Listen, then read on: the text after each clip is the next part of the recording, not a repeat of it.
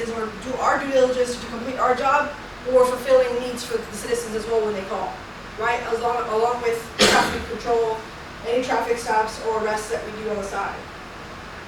We took a big hit in COVID. You're going to see some increases in some of the things that happened after COVID, and that's more on the civilian side that caused an uptick in some of our calls. Also, changes to policy to reflect law and requirements. So, one of the things that I did when I came in, I reviewed several departments, all of them, of which I'm still catching up, right? There was a specific policy, for example, and I put it up here. Every officer, if you go into an accident, whether it was a minor accident or you went to a major accident, there was an incident report done. Now, an incident report is different from a crash report, right? And the law depicts that if it's a hit and run, you must do a report. But there's differences in the law that assist officers. In other words, I was trying to take back or pull back some of their workload when it's not needed. You don't have to do an incident criminal report for every accident there is, right? Just a crash report when it's over $1,000 of damage, when there's an injury, right? So that affected numbers, and it scaled back some of the workload because they were overworked doing things that wasn't required by law. Okay? Now the pay level, as we know, that's really low. It's ancient numbers for the city of Kirby. The starting officer starts at $16.58. There is no incentive, which is number 6. There are no incentives to be here, other than we look good on the outside as far as our uniform. The pay level has been really difficult to keep officers here who have families, who have maturity, right? Because a lot of the young officers, they're ready to gun ho. But what do I see as applicants? I'm not getting brand new. What I'm getting is people who have been fired. People who are needing a second chance. Now, as long as that second chance or that first time was just you made a hiccup and that agency didn't want to deal with it, that's fine. I can work with that. As long as it's not a crime or anything like that. But I'm not getting clean records. Nobody's perfect. I don't expect that. They're going to go through things. But it does, that pay brings a different level of commitment. Go ahead.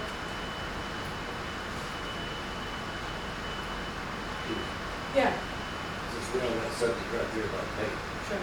what do you see or recommend the rate start at for your department? What do I recommend it should start at? Well, we can go into dreamland. And I know it's a practical question, but the reality is I won't be able to, and neither will he until we have factual numbers. I would love for us to be above the market rate of $25 an hour.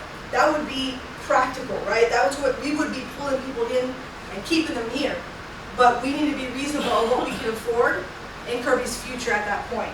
So when we get those numbers this year, I think we should evaluate that with the city manager and let him, together with you guys figure out what's best for us at that moment, or what we can do compared to where we should go. So well, that's why I'm asking now.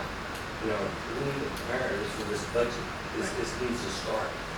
You know, our thought process or whatever. So the city manager is already there. He's already provided us a guideline. We have a scheduled date going. He's going to be on time. He's going to get that completed. That's part of his job function. We're already en route. We've been having meetings. We've been having discussions. And when it comes to y'all, it's going to be prepared. It's not going to be kind of half-butt, you know. It's going to be completely prepared, and you guys are ready for those numbers. It's not for y'all to decide. It's for him to see what we can do. His job is budget. So, yes, let's make it 30 at this point. I would love that. Right, reach for the stars. But yes, ma'am. I have a question. You're talking about pay. Do you have benefits? Do we have benefits? Yeah, medical, dental. Absolutely. Every city employee has benefits. The city pays for the individual that's working for us. No, they pay nothing. The city pays for everything.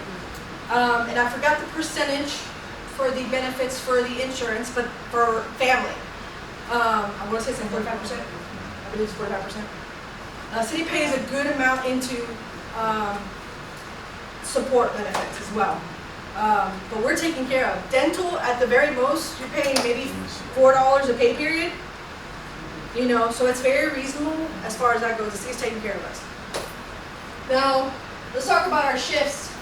Now, what we normally have when we're fully staffed or close to fully staffed, we have 8-hour shifts, and they're days, evenings, and nights, with 2 days off. The current shifts right now are 12-hour shifts, 4 days a week, days and nights, with 2 days off, maybe. And that's just trying to cover for what we have, of course. If for whatever reason,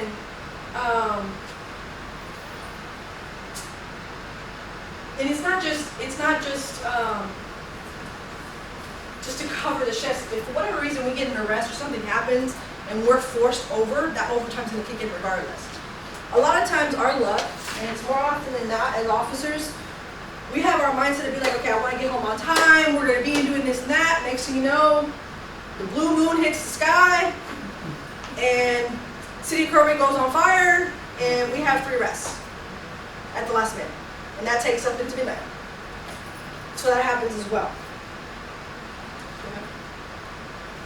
All right, so let's look at our traffic data for 2022. This is where most of the traffic was conducted by the officers. A lot of them, a majority of them, are going to be our major thoroughfares, which is 78, Benzingelman, and Ackerman. But there's some stops in the inner cities. Now keep in mind, when you're sitting at a Cinderella, for example, you're going to be waiting probably an hour during the day to get another car to come by you. So they can only stay there for so long to actually conduct a traffic stop. They can't stay there for 8 hours. A lot of times they gotta go to call, right? But as you see, they're going all over the city for the most part. Now, in some streets, like you don't see them over here by autumn. That's not the case. That doesn't mean, this does not mean GPS or they're not going by autumn, because you know they're going by. What's happening is, a lot of times their traffic stop is initiated away from autumn. So you're gonna see that dock where that officer stopped the vehicle. Any questions on this? Yes. So like, that's the jurisdiction right there, or, okay, so let's just say you are on Ackerman and FM 78, Okay. and the policeman is gonna stop a vehicle, but by the time they pull over, it's already a mile out. It So happens. he's, yes, way over there. Yeah. So is that still, because I know the question comes up sometimes, like, what are Kirby cops doing on that area or something Right. like that? So our visual observance of the violation happens in the city. Okay. If that vehicle decides to take off or he takes his time stopping, that we still have every jurisdictional right to continue that stop outside our jurisdiction because it occurred over here. We observed it in one spot. That's also with our reports as well. So if San Antonio gets a call for a sexual assault, well, this happens, and they're like, oh, it happened in Kirby, they're going to forward that to us, right? But then we find out that it occurred on I-10 and Bear County side. I can charge them from any jurisdiction at that point of where that occurred. So the law allows us to continue on a jurisdiction if the violation continues to occur. If the evading starts outside the city, we can continue. So that doesn't stop us. There is a misconception that we're just Kirby jurisdiction, but we're allowed to perform duties of law enforcement for DWIs and felonies. So not for Class C violations, we have no jurisdiction. So if we're on trading out in Pearsall and we see an officer or somebody speeding, and at that point I can pull them over as long as I'm in a marked vehicle, but I have no power in citation. I have to call that jurisdiction to come out and do it. It's up to them whether or not they want to write the citation or not. Make sense? Any other questions? CWI and what? Driving while intoxicated? And what else? Felonies. And breach of peace? Yes, those are the 3 things. Feeding? goodies. Yeah, all right. Any other questions? All right. All right, so remember we talked about stats, how COVID affected? For some reason, now COVID started in 2020, I believe. Look at the jump between assaults in 2020 and 2021. Now this happened across the board in every jurisdiction. People are staying home, don't know how to deal with each other, and they start arguing, start drinking. They don't know what to do when they're not working. They're trying to fill a void, and we have arguments. Not to mention, what's the number one cause of arguments? Money. And people aren't working. This is one of our most dangerous calls that we go to. Now, keep in mind, you're going to see data for 2023, but the way I'm spreading out our data is from January to December, so we're not done yet for 2023. We're at 302 for assaults, and we have until December. So we might just reach close to those 600 numbers or more. Now our burglaries have gone down. Believe it or not, our patrol officers are out there. They are moving.